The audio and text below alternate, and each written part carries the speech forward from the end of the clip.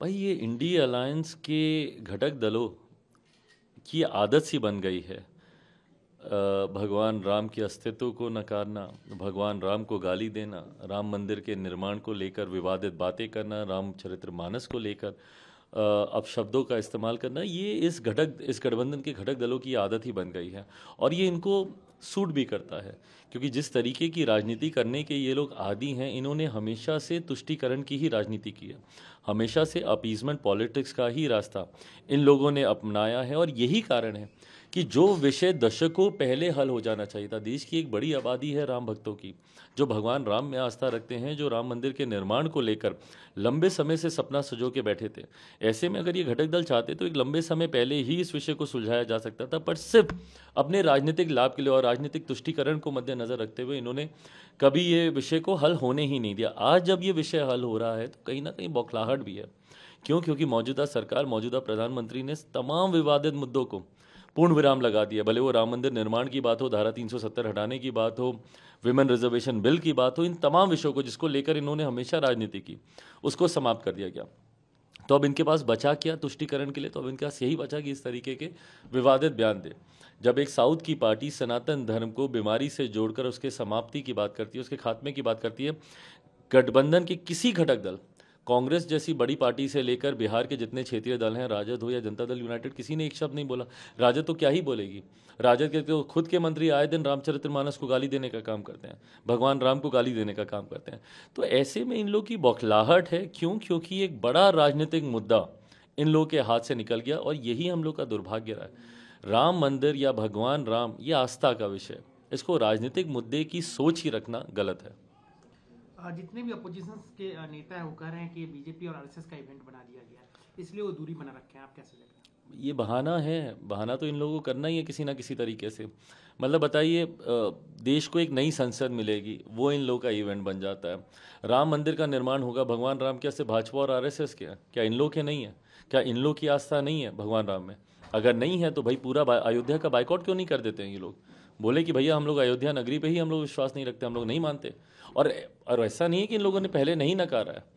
कई ऐसे बड़े नेता हैं इस इंडिया अलायंस के जिन्होंने भगवान राम के अस्तित्व को ही नकारने का काम किया है। तो ऐसे में इस तरीके के बयान देकर ये लोग सिर्फ राजनीतिक लाभ लेने का प्रयास करते हैं और कुछ नहीं। अयोध्या से इनविटेशन आ रखा है लालू जी को भी और नीतीश जी को भी। लालू जी ने तो मना कर दिया कि हम नहीं जाएंगे, लेकिन नीतीश जी अभी तक उनको मिलने का टाइम नहीं दिए हैं, जो भी वहाँ से आए हैं ट्रस्ट से इनविटेशन लेके। कैसे देखते हैं? देखिए, मुझे लगता है इससे बड़ा दुर्भाग्य किसी का नहीं हो सकता जब देश में एक नया अध्याय जुड़ने जा रहा है। भगवान राम के एक भव्य मंदिर का निर्माण होने जा रहा है। मुझे लगता है कि ऐसे में जिस किसी को भी उसका साक्षी बनने का सौभाग्य मिल रहा है, ये बहुत बड़ी बात है। ऐसे में उस सौभाग्य को ठुकराना, मुझे लगता है कि ना सिर्फ आप अनादर कर रहे हैं एक धर्म का, उसमें आस्था रखने वाले लोगों की भावनाओं का, बल्कि कहीं ना कहीं ये गलत कर्म भी है। पर बहरहाल ये उनका अपना फैसला हो सकता है। मेरे लिए ज़रूर ये सौभाग्य की बात है कि निमंत्रण मुझे भी मिला है, और 22 तारीख को भगवान राम का आशीर्वाद लेने का सौभाग्य मुझे प्राप्त होगा। मैं अपने आप को खुश नसीबों में से समझता हूँ। आज बिहार में जिस तरीके का राजनीति चल रहा है, आरजेडी जेडीयू में कई तरह की खबरें आ रही हैं। नीतीश जी नाराज हैं, तो तेजस्वी को सीएम बनाना था और नहीं बना रहे, इसलिए आरजेडी नाराज है। इसी बीच में आज लालू जी ने कहा है कि सीट शेयरिंग जो है इतना आसान नहीं है गठबंधन में। क्यों इस तरह के बयान अभी इस समय आना? भाई हर कोई दबाव की राजनीति करता है। देखिए, इंडिया अलायंस के जितने घटक दल हैं वो महत्वाकांक्षी दलों का, महत्वाकांक्षी नेताओं का को एकजुट करने का प्रयास किया जा रहा है। इसीलिए ये प्रयास ना 2014 में सफल हुआ, ना 2019 में सफल हुआ। 2024 में भी मुझे नहीं लगता, क्योंकि उत्तर प्रदेश जैसा इतना बड़ा राज्य, उसके एक दल ने तो घोषणा करी थी, बसपा की मैं बात कर रहा हूँ, मायावती जी की पार्टी, उन्होंने तो घोषणा करी थी कि भैया हम लोग अकेले हम लोग चुनाव लड़ेंगे। तो ऐसे में कम से कम देश के सबसे बड़े राज्य में तो विपक्षी एकता नहीं हो पाई। ऐसे में चुनाव आते आते तक इन तमाम महत्वाकांक्षी दलों ये तमाम महत्वाकांक्षी दल एक साथ रह पाएंगे, मुझे ऐसा लगता नहीं है। चुनाव आते आते तक मुझे लगता है कि कई और घटक दल इससे छिटकेंगे, अलग होंगे, और इसीलिए ये बयान भी आ रहे हैं। जहां एक तरफ जदयू सीना ठोक के बोलती है कि भैया हम 17 सीटों पे चुनाव लड़ेंगे। बताइए, बिहार की तीसरे नंबर की पार्टी जिनके आधे से ज़्यादा प्रत्याशी चुनाव हार गए हों, वो दावा करेंगे 50-50 सीटों का कि आप 50 पे लड़िए, हम 50 पे लड़ेंगे, बाकी सहयोगियों को देंगे। क्या ताकत है आपकी ऐसी, या राजनीतिक क्या आपकी ऐसी हैसियत है कि भाई आप इस तरीके की आप दावेदारी कर रहे हैं? बिहार की जनता ने आपको नकार दिया और उसके बाद गठबंधन में दबाव डालने के लिए आप इस तरीके की बातें करते हैं। तो मुझे लगता है ये एक दूसरे से, बट इन पूरी चीज़ों में फ़नी पार्ट ये है कि अभी तक तो ये लोग आपस में ही लड़ रहे हैं। पहले ये लोग आपस में लड़ लें, आपस में एक दूसरे से निपट लें, उसके बाद नए प्रधानमंत्री से लड़ेंगे या एनडीए गठबंधन से लड़ेंगे। इनकी अभी तक आपसी ही लड़ाई नहीं सुलझी है, तो प्रधानमंत्री या एनडीए गठबंधन से लड़ना तो बहुत दूर की बात है। एक अंतिम सवाल, क्या चिराग पासवान हाजीपुर से चुनाव लड़ने की तैयारी कर रहे हैं? क्योंकि जिस तरीके से कल आप किया ने वहाँ पे रैली की और भीड़ जुटी है, उसके बाद कहा जा रहा है कि वो आपकी परंपरागत सीट रही है एक, और दूसरा अगर जिस तरीके से कहा जा रहा है कि नीतीश कुमार गठबंधन से बाहर निकलेंगे, फिर एक बार बीजेपी में आ जाएंगे, तो फिर चिराग पासवान क्या करेंगे?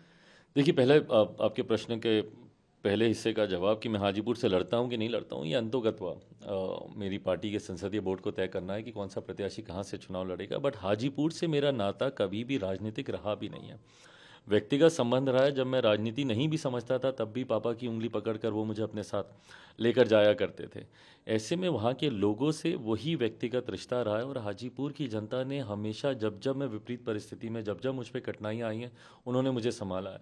जब पार्टी परिवार में टूट हुई उसके बाद भी सीधा मैं पटना आते ही हाजीपुर गया था, उस वक्त भी उन लोगों ने मेरे सर पर आशीर्वाद का हाथ रखा। और कल जिस तरीके से उस मैदान में, उस स्टेडियम में जिस तरीके की भीड़ थी, कहा जाता है, यहाँ तक भी कहा गया कि भैया वो जगह श्रापित है, कभी भर्ती नहीं है, ये सारी भी बातें सामने आई। ऐसे में उस स्टेडियम का कोना कोना जिस तरीके से भरा, सड़क से लेकर चौराहे तक जिस तरीके से भीड़ थी, ये पुनः वही आशीर्वाद है जो आशीर्वाद कभी मेरे नेता, मेरे पिता को हाजीपुर की जनता देती थी, जिसकी वजह से देश में नहीं दुनिया में Guinness book of world record में 2-2 बार मेरे पिता का नाम दर्ज है, हाजीपुर की जनता के इस प्यार की वजह से ही। ऐसे में कल वही प्यार की अनुभूति मुझे हुई और यही आशीर्वाद है जो मुझे बस चाहिए। आने वाले दिनों में इसके राजनीतिक मायने क्या होते हैं, मुझे लगता है समय के साथ वो भी परतें खुलेंगी। दूसरा जो प्रश्न आपने किया कि मुख्यमंत्री नीतीश कुमार जी, पहली बात तो मैं स्पष्ट कर दूं कि when it comes to my chief minister you can never say never, कुछ भी संभव है जब मेरे मुख्यमंत्री की बात होती है। जो मुख्यमंत्री 2-2 बार जनादेश का अपमान करके गठबंधन बदल सकते हों, तो ऐसे में वो तीसरी बार फिर पाला बदलने, इसमें किसी को आश्चर्य होना नहीं चाहिए। हैविंग सेड दैट, मुझे लगता है कि इस पर कोई भी औपचारिक टिप्पणी तभी उचित है जब इसको लेकर कोई औपचारिक जानकारी सामने आए। क्यासों का बाजार हमेशा गर्म रहता है।